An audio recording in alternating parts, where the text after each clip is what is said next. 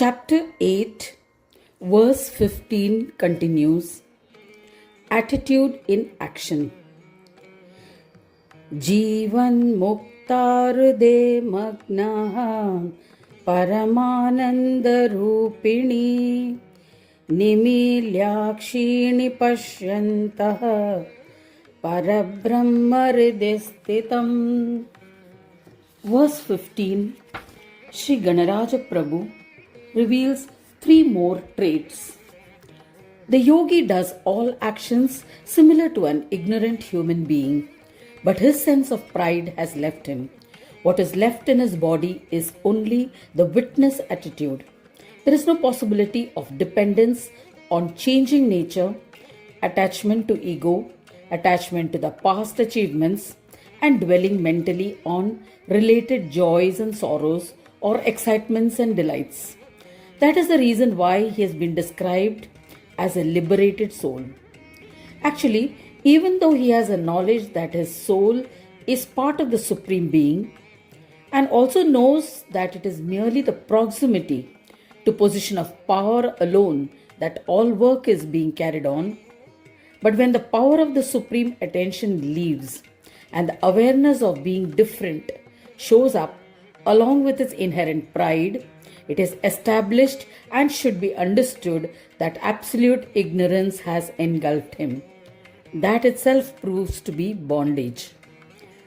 After attaining knowledge of the soul, the jnani, having attained prowess, becomes a liberated being. His deeds as ordained by birth continue normally, which is why he sees his life visibly as he is truly liberated. Since yogis are like this, they have no connection to any kind of tendencies.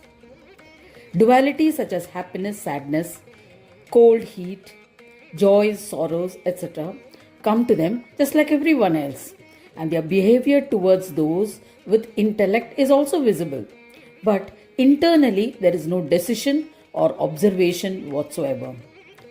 The soul, having merged in Ganesha, does not hold the pride that comes along with the illusory knowledge. What remains is only the reflection of earlier deeds which were done out of necessary adherence to prarabdha karma. That inspiration alone is the reason for his deeds. To sum up, through the power of reflection, he executes the body's dharma. All merits and sins are in the form of reflection and do not affect the liberated jiva because he is always in the witness state. A reflection of the sun in a pond of water is shaken when its waters are stirred. This is due to vibration. But does the vibration of the sun's image in the water ever affect the rays of the sun in the sky? Certainly not. Similarly, it is the case with a liberated jiva. These are the traits of a liberated living soul. Among the different states of Brahma attained through union with power of actualization, the feeling of joy that accompanies is truly Brahmanand or the bliss of the divine. But it is not absolute bliss or Paramananda, it remains temporary. The joy attained through the power of connecting with the state of Brahmanaspati is Paramanand or absolute bliss. The yogis remain immersed in this ocean of joy of absolute bliss, that is Paramanand. They do not in any way remain disconnected from that state. Just as in the bottom of a huge ocean, crocodiles and other sea animals remain drowned and do not have any intention of coming out of that state, if any human being forcibly pulls them out, they suffer untold misery like death. The same is the condition of a liberated jiva who is drowned in the ocean of the joy of Paramananda. He is totally in the same undivided state, which means that apart from that one state, he has no awareness of any other states. Then the question is, who shall remove whom outside? This is the state that one should understand. This is the essence of the words Hruday Magna. Even though he may behave like an ordinary man, his union with the divine becomes so strong that he may be considered liberated. It has nothing to do with merits and sins. That is why the statement Paramananda Rupini Hriday Magnaha Jivanto api Brahmananda Magnatvat Naradeha Adhikare Tadrupa na Bhavanti iti Bhavaha. Since they are engrossed in the experience of Brahmananda or divine bliss, they have no inkling of the changes happening externally. Eyes of the soul. After explaining this, he goes on to elucidate the meaning of Nimilyakshani. It is said that when they close their eyes, they look deep into their hearts. This secret should be understood as follows. The eyes are organs that illuminate knowledge. It is possible to know the subtlest of the subtle indications of power in various ways. It is possible to know the external objects of experience through the eyes. Through the internal eyes, it is possible to know the internal objects with the assistance of the mind and intellect. When the eyes are kept open, the intervention of the external objects being active, illumination through internal eyes does not take place without interruption. Therefore, it is necessary to close the eyes. Then only can the internal illumination be experienced through single pointedness. This has been experienced by everyone. For this reason, yogis close their eyes and see the divine in their hearts with their internal eyes. Within the recess of the heart, which is intellectual in nature, the yogi experiences several kinds of illuminators of knowledge by his internal visual powers. Even if all those powers are shut off, it is still possible to see the Parabrahma or the divine. The external eyes are familiar to all, and through them we come to know the external objects. A blind man cannot gain knowledge in this way. The knowledge that takes place within through the power or process of contemplation, through thoughts, or the knowledge that is gained through the subtle body is called the subtle eyes.